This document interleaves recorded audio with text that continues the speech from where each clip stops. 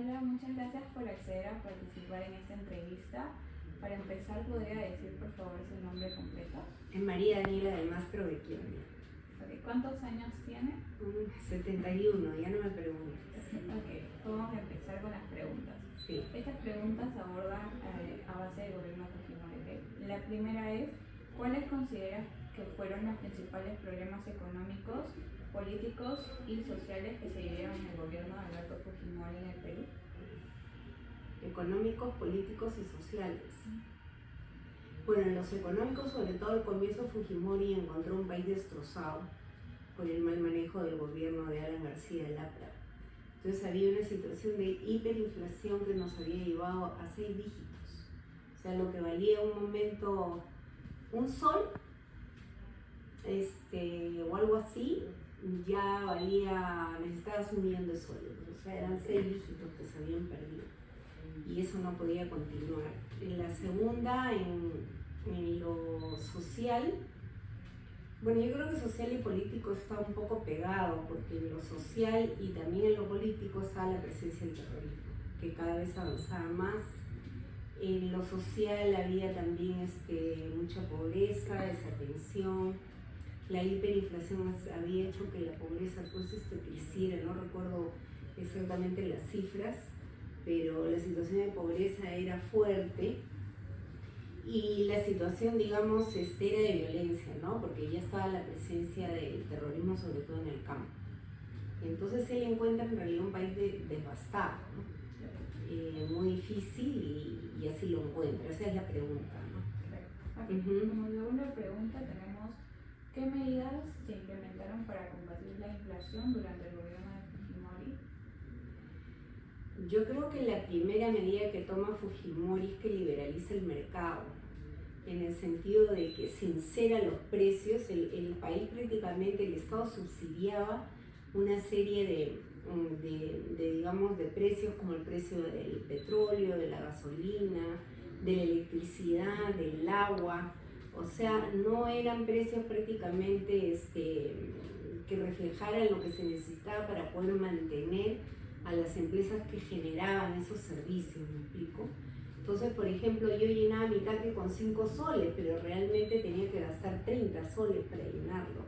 Y lo que hace Fujimori, manda un shock, si bien para llegar a la presidencia miente, porque dice que no va a hacer el choque. Ahora Margallosa había dicho con sinceridad que lo iba a hacer, pero el APRA lo ayuda a Fujimori a entrar al poder, y para la segunda vuelta lo ayuda a diseñar su campaña, y la campaña de él fue: no voy a hacer el super shock, pero lo hace. Entonces en julio pone a un economista que no recuerdo ahorita el nombre, pero lo que hace es liberalizar prácticamente la economía y sincerarla, parecido a lo que ha hecho en Argentina el presidente actual de la Argentina, ¿no? Entonces eso trajo, después reduce el Estado.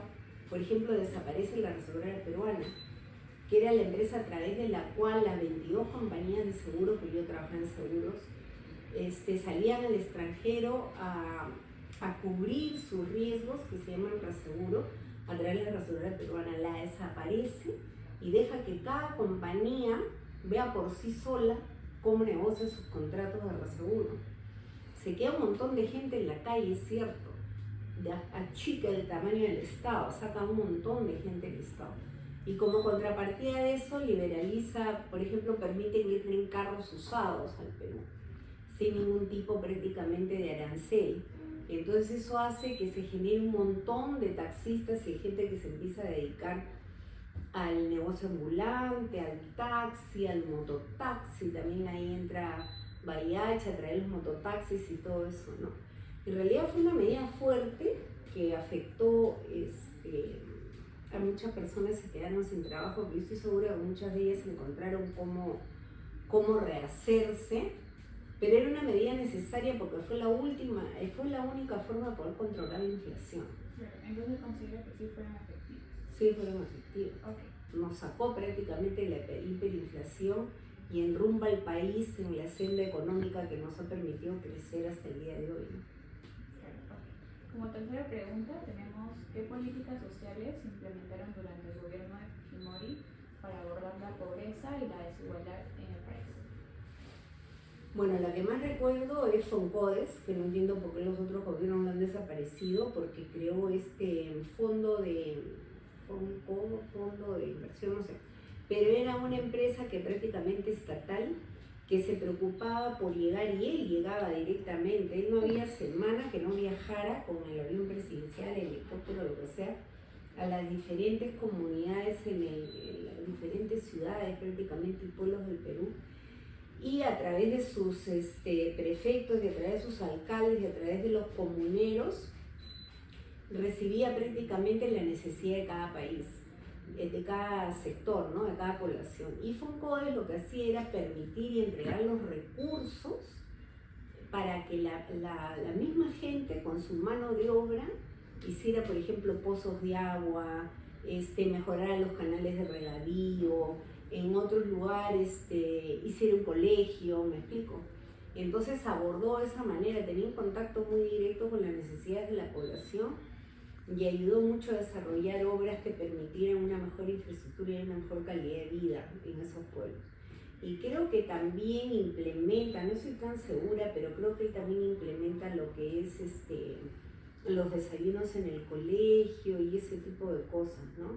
Que también ayudaron digamos, a paliar de alguna manera el hambre, ¿no? Entonces, eso es lo que recuerdo, que socialmente abordó esos dos aspectos de forma más fuerte, ¿no? Okay. Continuando, tenemos la pregunta que dice: ¿qué opinas de las medidas que realizaron en el gobierno de Fujimori para combatir a los grupos terroristas como el Movimiento Revolucionario Tupac Amaru y Sendero Luminoso? Bueno, sus medidas fueron efectivas, ahí está la prueba, ¿no? Porque al líder de uno y al líder del otro lo lograron combatir, por ejemplo, desde el punto de vista que los arrestan, los detienen, tienen una estrategia muy inteligente con las Fuerzas Armadas, acercó a las Fuerzas Armadas a la población, hizo que la población sintiera a las Fuerzas Armadas un amigo y no un enemigo, hizo que las Fuerzas Armadas también se acercaran a las partes más pobres, entregando alimentación y todo eso. Puso a las Fuerzas Armadas también a trabajar para mejorar las vías de acceso, los caminos, sobre todo en las partes altas de la sierra, y puso un servicio de inteligencia que funcionó y que logró determinar cuál era la ubicación de Abimael Guzmán, y entonces lo derrotó. No se ha logrado derrotar completamente políticamente Sendero Luminoso, porque ahora se ha infiltrado prácticamente en el Estado, en partidos políticos, ¿no? Pero ahora tiene otra estrategia, ¿no? Sin violencia, entre comillas, pero una vez que llegue al poder estoy seguro que va a ser violento en sus decisiones y no va a ser nada democrático, ¿no? Pero fueron efectivas, se cometieron excesos, sí, hubo excesos, algunos excesos de parte de la Fuerza Armada, pero en toda guerra hay excesos, pero fue efectiva. Bueno, luego tenemos, ¿conoce las medidas que se tomaron durante el gobierno Fujimori para controlar la prensa y cuáles fueron sus repercusiones en la libertad de expresión? Bueno, la medida fue de lo peor porque no fue una medida abierta de controlar la prensa. O sea, no es de que él fue a cada medio como hizo Velasco, ¿no? Velasco prácticamente sacó a todo el mundo, a los dueños, y puso ahí, controló, ¿no?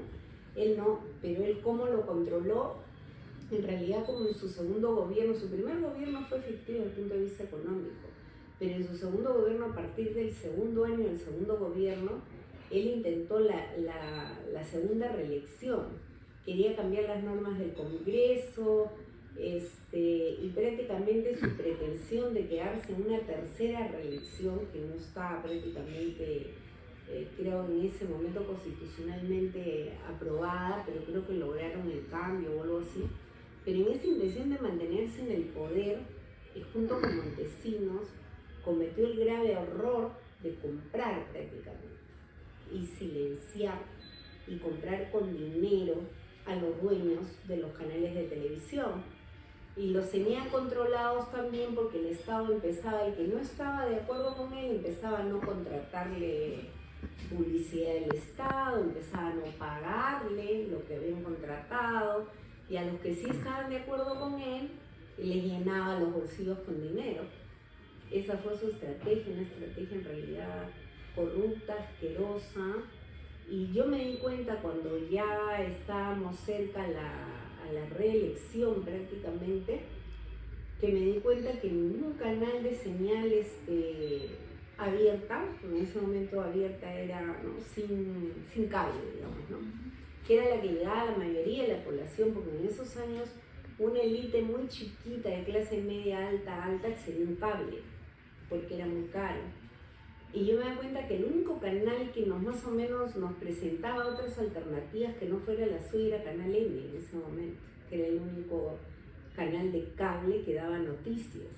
En todos los demás, todos estaban alineados con Fujimori. Y recuerdo que le dije a mi esposo, acá hay algo apesta, acá le dije. Algo hay, algo turbio y horrible hay acá, porque fíjate que todos están alineados con él y los canales de señal abierta no le dan cabida. No le dan cabida a los que competían con él para las elecciones, ¿no? Y finalmente esa fue su estrategia, comprar voluntades. Okay.